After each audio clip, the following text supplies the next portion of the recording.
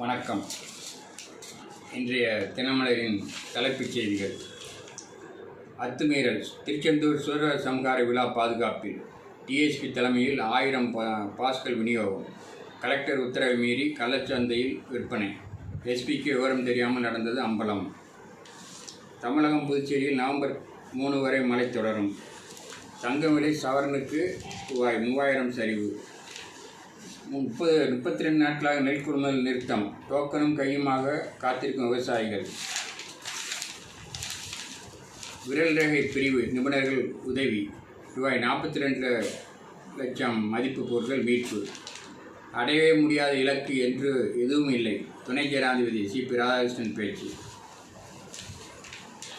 Ethanol கலப்பை 27% உயர்த்த வேண்டும். மத்திய அரசுக்கு இந்திய பசுமை எரிசக்தி கூட்டமைப்பு பரிந்துரை. முருகன் கோவில்களில் திருக்கல்யாண உற்சவம் கோலாகலமாக நடந்தது. அலுவலகத்தில் பணம் கையாளல் செய்ததால் தற்கொலை. டைரியில் எழுதி முடிவை தேடிய மத்திய அரசு ஊழியர். மொபைல் போன் பறித்தவருக்கு காப்பு. வழிப்பறித்தவர்கள் 3 சிக்கினர். ஆட்டோக்களை சூறையாடியோர் கைது. ஆற்றில் குதித்த முதியவர் மீட்பு. விளம்பர பேனர்களை உடனே அகற்ற மாநகராட்சி உத்தரவு. காஞ்சிபுரத்தில் ரூபாய் 450 கோடி கொள்ளை. கேரள கும்பல் அட்டூழியம். ஸ்டாலினியில் தரமற்ற இட்லி. குப்பையில் கொட்டிய நோயாளிகள். திமுக கவுன்சிலரின் பேரன் மீது அடிதடி வழக்கு.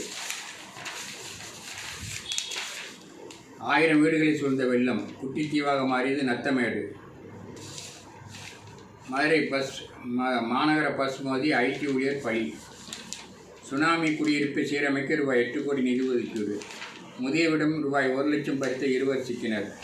சாலையை ஆக்கிரமித்து நிழற்கொடை. அதிகாரிகள் மீது வழக்கு பதிவு. மரம் மறுக்கும் இயந்திரத்தை பழுது பார்த்தபோது பரிதாபம். வெட்டப்பட்டு கார்பெண்டர் பலி. ஏசி மெக்கானிக் 2 20 ஆண்டுகள் சிறை தண்டனை. பாலியல் வன்கொடுமை. அலங்கார போல்கிடங்கில் தீ. ரூபாய் 10 லட்சம் பொருட்கள் நாசம்.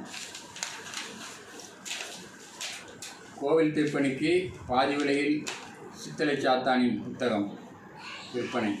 சிறுமியை கழித்து குதிரை திருநாய்கள். சென்னையில் மீண்டும் அதிர்ச்சி. மாநில ஸ்பீடு ஸ்கேட்டிங் போட்டி. திருவள்ளுவர் அணி சாம்பியன். அதிரடி. ஆலந்தூரில் ரூபாய் 300 கோடி அரசு நில மீட்பு.